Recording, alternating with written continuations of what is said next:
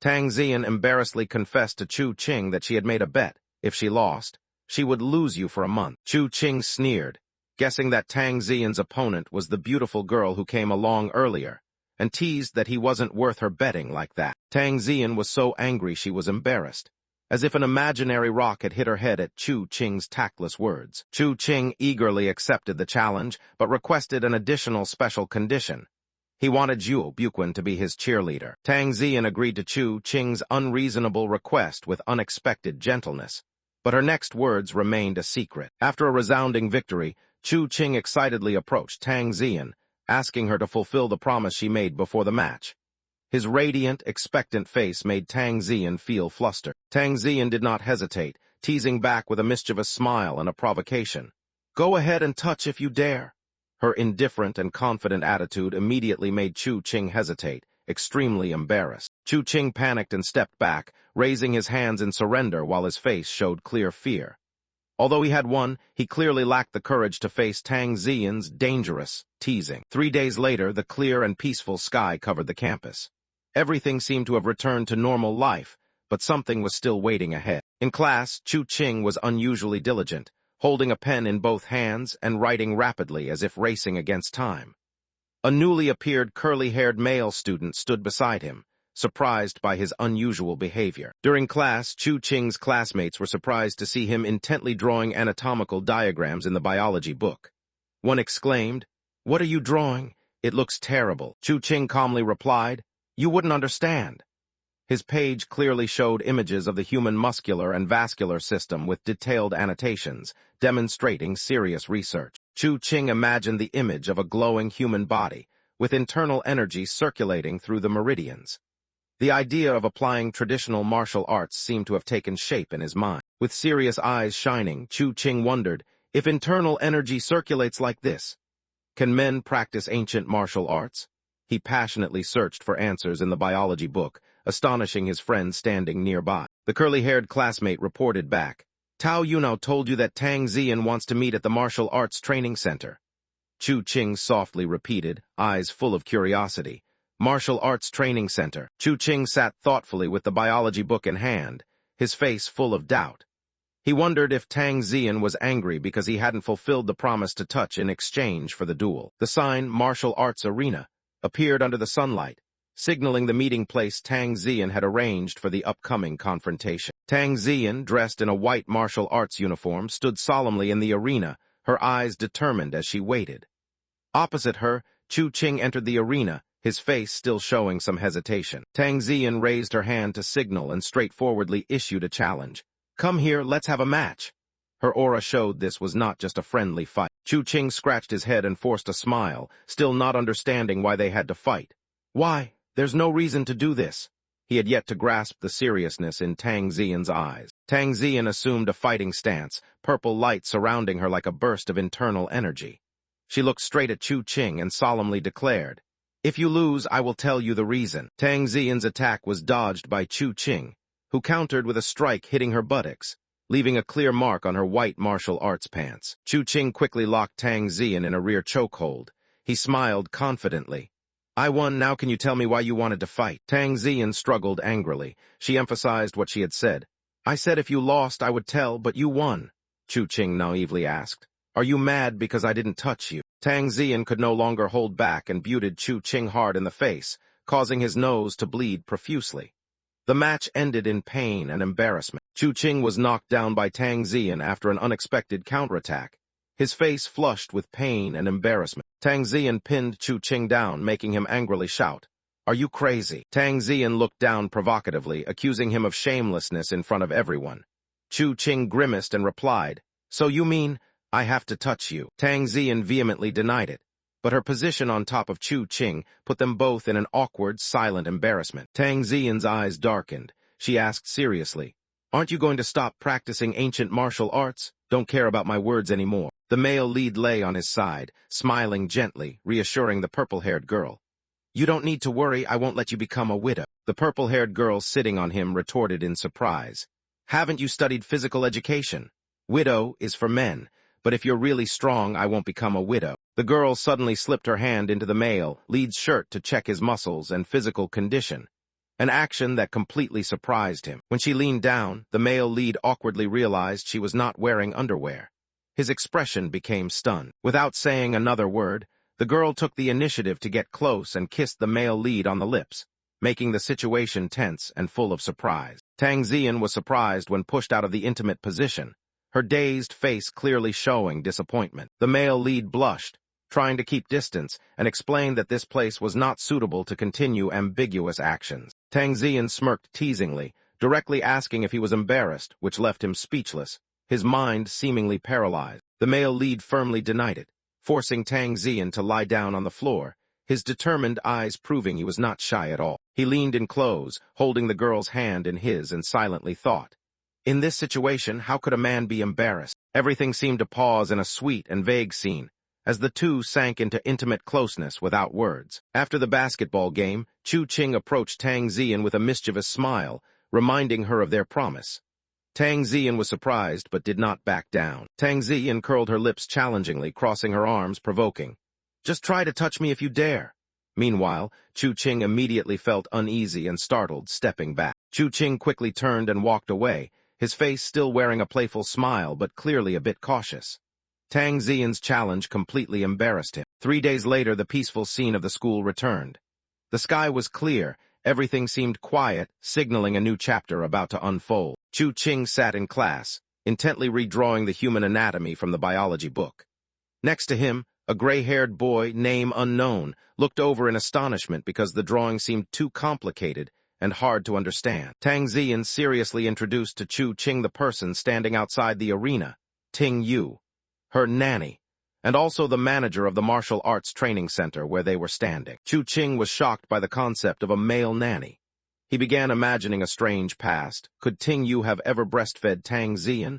The clear answer was, he was overthinking. Ting Yu, with a calm yet sharp demeanor, clarified that he was only the asset manager of the Tang family, entrusted by the matriarch, and had never cared for Tang Ziyan since childhood, as she exaggerated. Ting Yu continued, announcing the 3 people standing behind, the male students Tang Ziyan called to complete the mission. Tang Ziyan confirmed Ting Yu's words. She declared today was the time for Zhu Buquin and his teammates to fulfill their promised duties, causing Chu Qing to quietly ponder. The 3 students stood before Tang Ziyan, bowing their heads to apologize for plotting against Chu Qing and not competing seriously with Team 2. Tang Ziyan stood sternly, radiating a terrifying aura. Tang Ziyan announced she would deal with Li Huanger later. For now, it was these 3 students' turn to take responsibility. Tang Ziyan accused them. Besides isolating Chu Qing, they also glued the chairs to tease him. The 3 trembled in fear upon hearing her command, "All come here." While Tang Ziyan was handling the 3 students amid a cloud of dust, Chu Qing stood afar quietly chanting, Amitabha, as a way to pray for them. Ting Yu stepped forward, ordering Chu Qing to follow him to apply medicine for his injuries. He told Tang Ziyan, affectionately called Yanner, to handle the cleanup, and said he would return later. Chu Qing finally agreed to follow Ting Yu out of respect for Tang Ziyan. In his heart, he still felt doubtful about the relationship between Ziyan and this special nanny. Ting Yu led Chu Qing into a luxurious tea room. He sat authoritatively behind the tea table and gestured for Chu Qing to sit down, displaying the aura of a powerful manager in the Tang family. Chu Qing stood before Ting Yu and straightforwardly asked, "You called me here. Surely there is something you want to say." His caution was clear in his eyes. Without answering immediately, Ting Yu gently poured tea with elegant yet meaningful movements. A serious conversation was about to begin. Ting Yu sipped his tea, his sharp eyes scanning Chu Qing before suddenly firing rapid questions. "Where is your family? How many people? What do they do?" The questions were both probing and like a background check on Chu Qing's identity. Chu Qing reluctantly agreed to follow Ting Yu, citing respect for Tang Ziyan. Inside, he still felt confused about the strange role of this nanny. In a luxurious tea room within the martial arts center, Ting Yu was already seated and ordered Chu Qing to sit opposite him. The atmosphere became serious. Chu Qing did not beat around the bush and directly asked Ting Yu if he had something to say to him, implicitly understanding that this meeting was not just a simple tea invitation. Ting Yu calmly poured tea and unexpectedly shifted the topic to Chu Qing's background. He rapidly questioned about family circumstances, family size, and occupation, as if vetting a prospective son-in-law. Feeling insulted, Chu Qing strongly rebutted.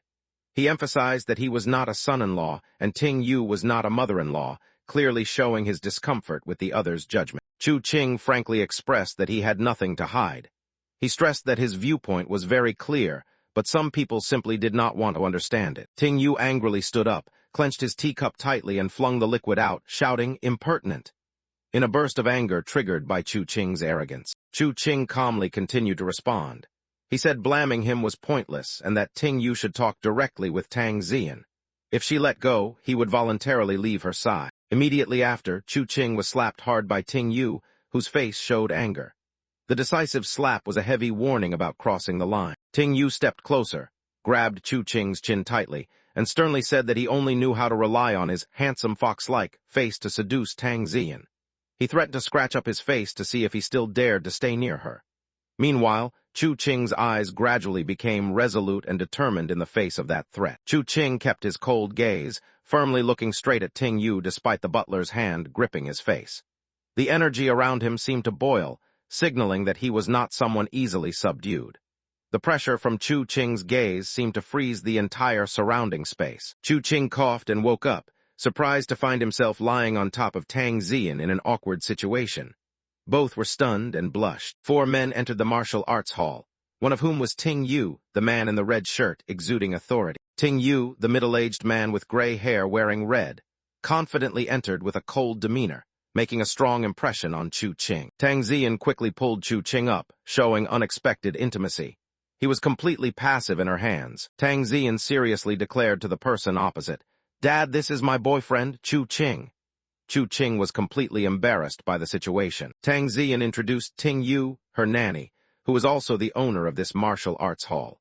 Chu Qing was surprised that a man was called a nanny. Chu Qing confusedly imagined Ting Yu breastfeeding Tang Ziyan when she was little, then reasoned that he was probably just the manager of the martial arts hall on behalf of the Tang family. Ting Yu casually explained his role, supported by Miss Tang and currently managing the family's business empire. Ting Yu pointed to the 3 young men, including Zhu Buquan, and announced they came because Tang Ziyan called. All 3 looked remorseful. Tang Ziyan confirmed Ting Yu's words, while Chu Qing doubted that Ziyan calling Zhu Buquan was related to some kind of scheme. In front of the crowd in the martial arts hall, a male student bowed his head, apologizing. He admitted fault for conspiring with his gang to set a trap for Chu Qing and expressed regret for performing poorly in the match against Team 2. Tang Ziyan, standing in the middle of the arena with a stern demeanor, declared she would deal with Li Huang later.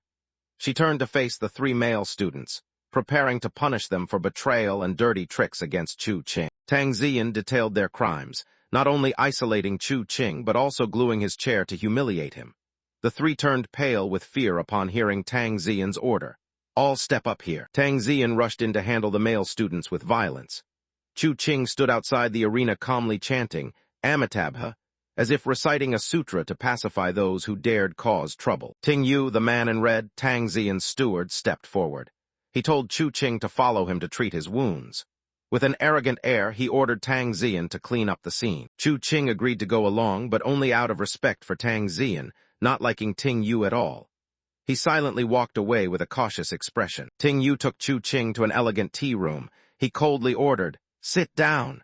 His attitude clearly showed he held the authoritative position of host. Chu Qing stood straight, facing Ting Yu, and asked directly, "Why did you call me here to talk?" Without beating around the bush, he wanted to resolve all misunderstandings as quickly as possible. Ting Yu leisurely poured tea and sipped it while mockingly asking, "Where do you live? How many people? What do you do?"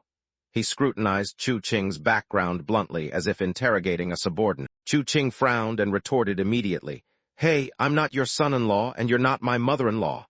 This statement made the conversation tenser than ever. In a serious meeting room, a blonde woman, the leader, sat at the head of the table opposite several people wearing hooded cloaks. Another girl with short brown hair and a blue cloak stood reporting the situation. The brown-haired girl reported, "The death of Su Zai, the envoy of Xianwu Purple Jubat, might be related to Qianai ancient wine." Although no suspects were found, they discovered an interesting detail. The brown-haired girl handed the blonde leader a precious item that had just appeared at the Shizhen auction house, emphasizing its importance. The blonde girl concluded that Zhai Yu was definitely hiding something. She decided to arrest Zhu Yu for interrogation, considering it very urgent. However, she found out Zhu Yu belonged to the Zhai clan branch and could not act arbitrarily. She ordered to find people who had recently contacted Zhai Yu to trace clues. The scene shifts to a modern city, possibly the residence of the person the investigation team is searching for. The blonde girl, now dressed in casual clothes, happily runs into Chu Qing's house, excitedly inviting him to hang out over the weekend. However, upon entering Chu Qing's room, she is surprised to find it empty. He is not at home. She sighs, thinking that Chu Qing is probably wandering somewhere as usual, her expression a mix of disappointment and gentle reproach. Suddenly, she discovers something important that astonishes her greatly.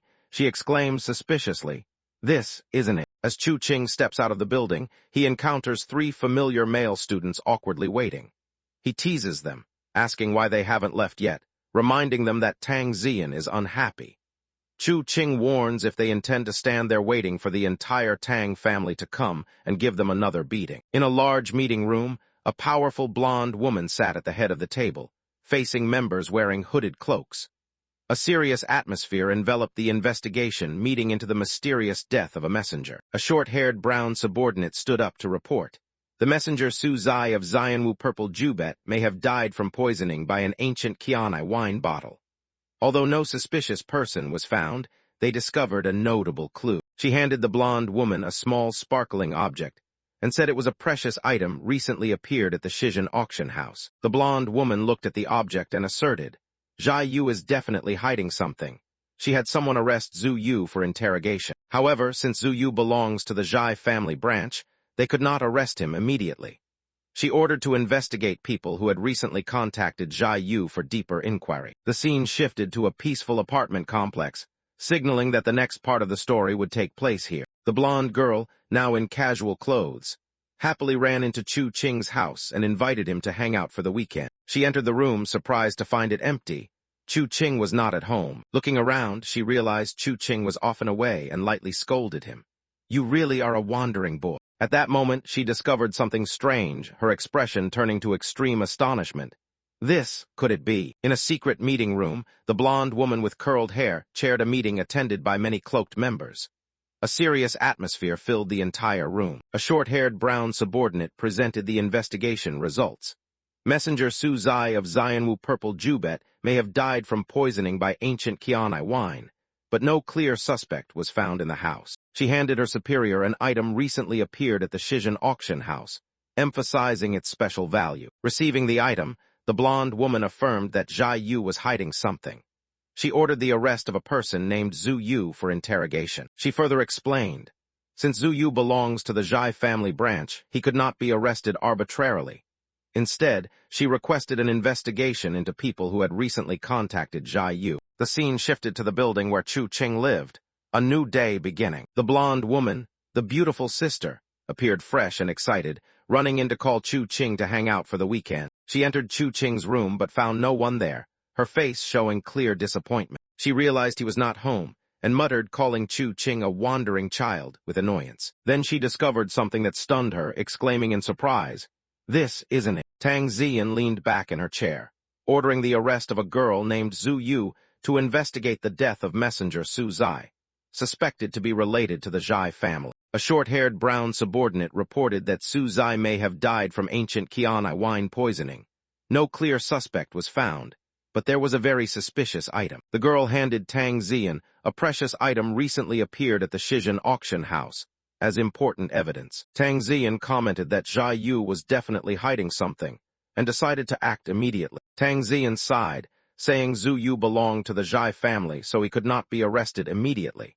She requested an investigation into people who had contacted Zhai Yu. The scene shifted to a high-rise building under a clear blue sky, signaling a change of setting. Tang Ziyan appeared happily in casual clothes, running in to call Chu Qing to hang out for the weekend like a close sister. She entered Chu Qing's room but found it empty, no one at home. Looking around the quiet room, Tang Ziyan sighed and muttered that he was wandering somewhere again. Suddenly Tang Ziyan saw something that shocked her, her face showing extreme surprise. Chu Qing immediately stopped, his expression serious, ready to face something dangerous ahead. Chu Qing quickly reached out to stop Tang Ziyan from moving forward, his eyes highly alert, ready to protect her from the danger ahead. Tang Ziyan was surprised by his reaction. On the rooftop, a strange woman dressed in black and yellow appeared. She sat calmly amid the windy space, carrying a sense of pressure and unease. The woman from above exuded a strong aura. Her sharp gaze and domineering presence showed that she was a martial artist of considerable strength. Chu Qing recalled the scene of a man in a Taoist robe being defeated and covered in blood. Before dying, he said, "She will take revenge." Chu Qing immediately realized, "This woman, her power surpasses mine." Chu Qing smiled confidently, his eyes shining with determination, as if he already had a plan in mind for the upcoming situation. He gently touched Tang Ziyan's cheek, reassuring her that the woman was just an old friend, and told her to go home first so he could handle everything. Tang Ziyan reacted strongly, firmly refusing to leave. She clearly declared that she would stay. Chu Qing continued to explain that the woman did not come to cause trouble with him, but because of Yi Chengxi. He asked again if Ziyan really wanted to stay. Without another word, Tang Ziyan immediately stomped hard on Chu Qing's foot, causing him to cry out in pain and surprise. She was angry at being doubted. Tang Ziyan angrily ran away, turning her head to shout at Chu Qing, "I will come back to help, don't die." She was determined not to let the person she cared about face danger alone. Chu Qing watched Tang Ziyan leave, feeling worried but with a determined look. He understood that the battle ahead was not simple. From within the fierce purple mist, a strange woman dressed in black and yellow stepped out, holding a whisk. Chu Qing calmly raised his hand and suggested, "Shall we talk for a bit?" The black-haired woman's eyes were sharp and cold, showing no intention to negotiate. Killing intent surged from her entire body, her aura pressing down on Chu Qing. Without hesitation, she charged forward with a powerful attack. Chu Qing immediately took a defensive stance, realizing, "This woman's strength far surpasses mine." Tang Ziyan anxiously watched Chu Qing, but still decided to retreat to find reinforcements. Before leaving, she told him not to die and promised to return. Chu Qing turned his head to watch Tang Ziyan running farther away. His face was tense, fully aware that danger was approaching. From afar, the black-haired woman with a side ponytail, dressed in black and yellow with an overwhelming aura, slowly approached.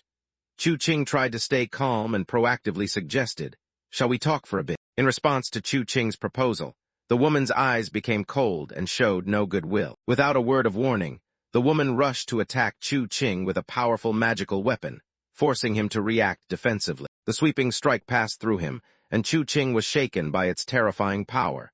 He barely dodged but clearly fell into a weak position. With extreme speed, Chu Qing tried to move and evade the next strike, attempting to create distance. He silently assessed himself. He was only at the early stage of the Jiden realm, while his opponent had reached the final stage. The gap was obvious. Left behind, the black-haired woman did not rush to attack, but turned to observe, as if preparing a new strategy. Her face showed clear confidence.